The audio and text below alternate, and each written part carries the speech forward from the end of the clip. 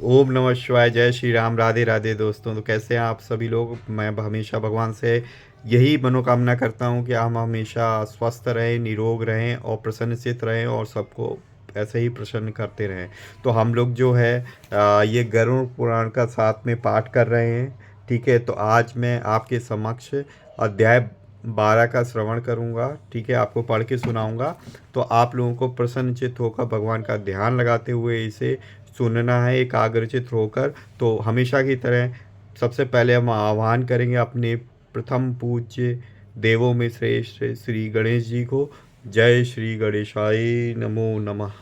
तो चलिए स्टार्ट करते हैं अध्याय नंबर 12।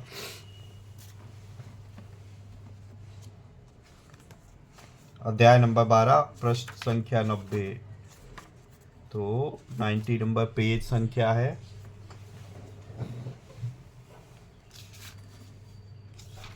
हाँ, तो इसका शीर्षक है एकादशी दिन विधि वर्णन। ठीक है, तो एकादशी वाले दिन का इसमें क्या विधि करनी है, हमें किस तरीके से प्रेत लोगों के लिए करना है, तो उसका वर्णन किया गया है यहाँ पे। तो चलिए स्टार्ट करते हैं। गरुड़ गरुड़ जी पूछने लगे, हे भगवान, प्रेत के 11वें दिन का कर्म एवं वर्षोत्सर का विधान कहिए। श्री विष्णु भगवान ने गरुड़ जी को बताया कि 11वें दिन प्रातःकाल किसी नदी या तालाब पर औधर्व औधर्व दैहिक क्रिया करनी चाहिए। यह कार्य किसी शास्त्र ज्ञाता ब्राह्मण से विधि पूर्वक कराना चाहिए। नाम और गोत्र का उच्चारण कर 10 दिन तक बिना मंत्र के प्रेत का श्राद्ध कर 11वें दिन प्रेत को पिंड दान देना चाहिए। विष्णु जी की स्वर्ण की, ब्रह्मा जी की चांदी की और शिव जी की तांबे की और यमराज जी की लोहे की मूर्तियां बनवा कर पश्चिम दिशा में गंगा जल से भरे कलश की स्थापना करे। तो कलश के ऊपर विष्णु की मूर्ति स्थापित कर पीत्र वस्त्र पहना दे। पूर्व दिशा में दूध एवं जल से भरकर कलश स्थापित करें। उस कलश पर श्वेत वस्त्र पहनाकर ब्रह्मा जी की मूर्ति स्थापित करें। उत्तर दिशा में मधुघृत से भरा कलश स्थापित कर उस पर लाल वस्त्र पहनाकर शिवजी की मूर्ति स्थापित करें। दक्षिण दिशा में तीर्थ जल से भरे कलश की स्थापना कर उस पर काले कपड़े पहनाकर यम की मूर्ति स्थापित करनी चाहिए। इन चारों कलशों के मध्य में कुशाक से निर्मित प्रेत की मूर्ति स्थापित करें और दक्षिणाभिमुख होकर अपसव्य होकर कर्म करने वाला व्यक्ति तर्पण करे। इसके बाद विष्णु, ब्रह्मा, शिव और यमराज को तर्पण करना चाहिए। इसके बाद विधि पूर्वक हवन करके 10 घाटिक श्राद्ध करें। पितरों के उद्धार के लिए गोदान करें और उच्चारण करें, माधव, हे माधव, आप प्रसन्न हो। आपकी प्रसन्नता के लिए मैं गोदान करता हूँ। मृतक व्यक्ति के प्रयोग किए हुए वस्त्र, आभूषण, वाहन, घी से भरा कांसे का पात्र, सप्त धान्य भी दान करना चाहिए। मृतक के अंत समय में 8 महादानों में से जो चीज दान करने से रह गई हो वह वस्तु शैया के पास रखकर दान करें। ब्राह्मण के पैर धोकर वस्त्राभूषण से उसकी पूजा करें। लड्डू, खीर, पूरी, फल से ब्राह्मण को भोजन कराएं। मृतक के लिए शैया पर स्वर्ण की विष्णु की मूर्ति एवं बिस्तर रखकर दान करें। साथ ही सारे वस्त्र एवं आभूषणों से प्रेत की मूर्ति सजाकर कहें कि हे विप्र, मैं मृतक का प्रेत तुम्हें अर्पित करता हूँ। इस प्रकार शैया दान का श्राद्ध और वर्षोत्सर्ग विधान करने से प्रेत परम गति को प्राप्त होता है। वत्सोत्सर्ग में अंगहीन, रोगी तथा छोटा बच्चा को छोड़कर निम्न लक्षण युक्त बछड़ा होना चाहिए। ब्राह्मण के लिए लाल नेत्र, पीले सींग, सफेद पेट, काली पीठ वाला बछड़ा होना चाहिए। क्षत्रियों के लिए लाल रंग का बछड़ा, वैश्यों के लिए पीले रंग वाला और शूद्रों के लिए काले काले रंग का बछड़ा होना चाहिए। जो वृषभ पीला हो तथा पूछ व पाव सफेद हो उसे पिंक वृषभ कहते हैं। यही पितरों को प्यारा लगता है। जिस वृषभ के चारों पैर, मुख और पूछ श्वेत हो और शेष शरीर का रंग लाख के समान हो वह नील वृषभ कहलाता है। जो वृषभ शरीर से लाल हो, मुख और पूछ श्वेत हो, सींग एवं खुर पीत रंग के हो वह रक्त नील वर्ण कहा जाता है। जिस वृषभ के सारे अंग एक रंग के हों, पूंछ और खुर पीले हों तो उसे नील पिंग कहते हैं। जिस वृषभ का सारा शरीर नीले रंग का तथा दोनों नेत्र लालो वह महानील वृषभ कहलाता है। नील वृषभ यदि घर पर पैदा हो तो उसे दाग देकर छोड़ देना चाहिए।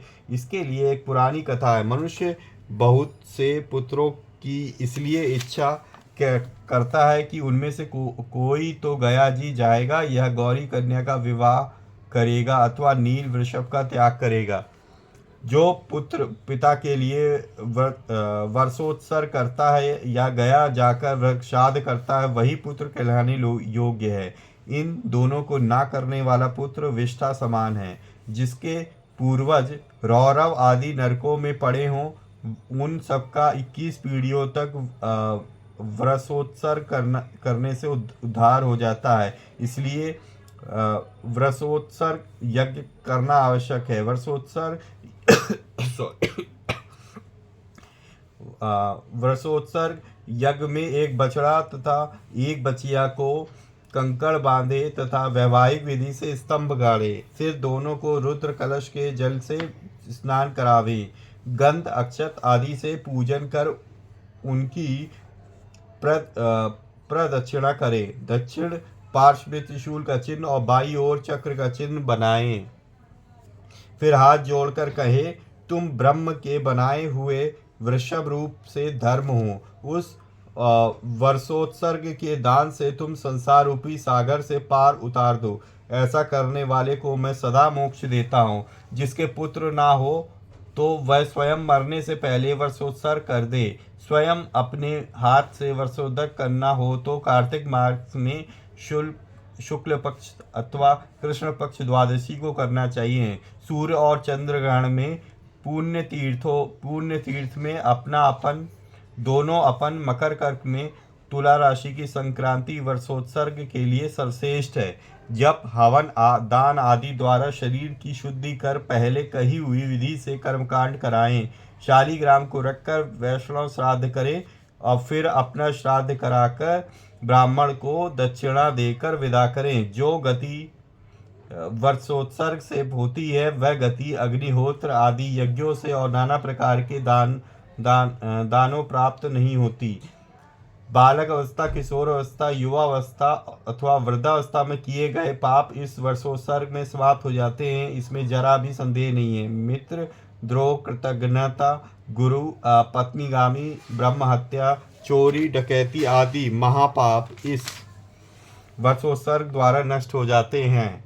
तीनों लोकों में इस वर्षोत्सर्ग से बढ़कर कोई पुण्य नहीं है। यदि पति और पुत्र के सामने यदि सौभाग्यवती स्त्री की मृत्यु हो जाए तो उसके निमित्त वर्षोत्सर्ग ना करके दूध देने वाली गाय का दान करना चाहिए। पुरुषों को वृषभ के कंधों या पीठ पर भार नहीं लादना चाहिए। जो ऐसा करते हैं वे प्रलय काल तक घोर नरक की यातना सहते हैं। जो उसे लाठी या मुक्के से मारते हैं उन्हें कल्प पर्यंत तक यम यातना भोगनी पड़ती है। वर्षोत्सर्ग करने के बाद सपिंडी श्राद्ध से पहले षोडश श्राद्ध करना चाहिए। षोडश श्राद्ध 3 प्रकार के होते हैं। पहला मलिन पिंड कहलाता है। मलिन पिंड में एक पिंड मृत्यु स्थान पर, दूसरा पिंड द्वार पर, तीसरा पिंड अर्धमार्ग में, चौथा पिंड चिता में, पांचवा पिंड शव के हाथ में, छठा पिंड अस्थि संचय के समय तथा 10 पिंड 10 दिन में दिए जाते हैं। दूसरे षोडश पिंड मध्य के हैं। इनमें पहला पिंड विष्णु, दूसरा पिंड भगवान शिव, तीसरा यम के निमित्त होता है, चौथा चंद्रमा, पांचवा अग्नि, छठा पिंड कव्यवाह, सातवां पिंड काल को देते हैं, आठवां रुद्र, नौवां पुरुष परमेश्वर, 10वां प्रेत, 11वां पिंड विष्णु, 12वां पिंड ब्रह्मा, 13वां विष्णु, 14वां शंकर, 15वां यम और 16वां पिंड प्रेत के लिए होता है। तीसरे प्रकार के षोडश पिंड वार्षिक कहलाते हैं।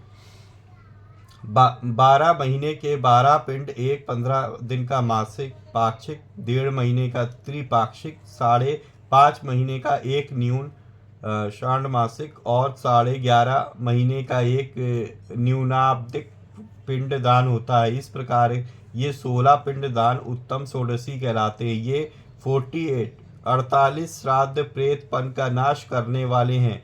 इन्हें विधि पूर्वक करने से मृतक पितरों की पंक्ति में पहुंचता है। मृतक के पितृ पंक्ति में पहुंचने के लिए 3 प्रकार के 48 श्राद्ध करने चाहिए। पुत्र के ना होने पर स्त्री अपने पितृ पति के निमित्त उपरोक्त 48 श्राद्ध कर सकती है। जो स्त्री अपने मृतक पति के निमित्त 48 श्राद्ध करती है वह सती कहलाती है।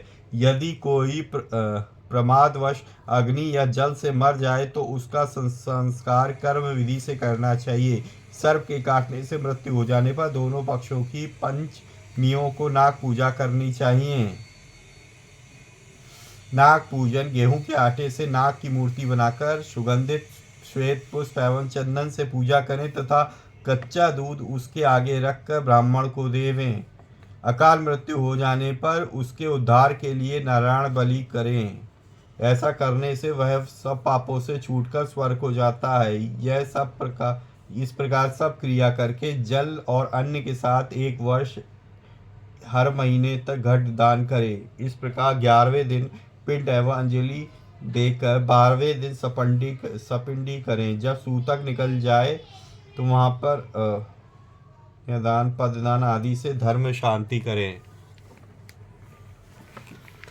तो दोस्तों ये था हमारे पास अध्याय 12, ठीक है, जिसमें हमारे पास 11वें दिन की जो विधि है उसका वर्णन दिया गया है कि 11वें दिन हमें किस तरीके से कितने तरीके के पिंडों को दान करना चाहिए। ठीक है, तो आशा करता हूँ कि आपको गरुड़ पुराण की सीरीज़ अच्छी लग रही होगी और मैं जिस तरीके से आप लोगों को पाठ करा रहा हूँ आशा कर रहा हूँ आप भी एकाग्रचित होकर सुन रहे होंगे।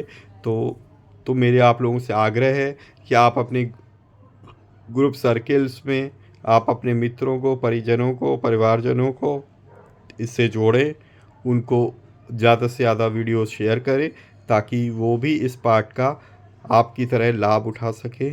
ठीक है, तो मिलेंगे नेक्स्ट वीडियो में, तब तक के लिए जय श्री राम।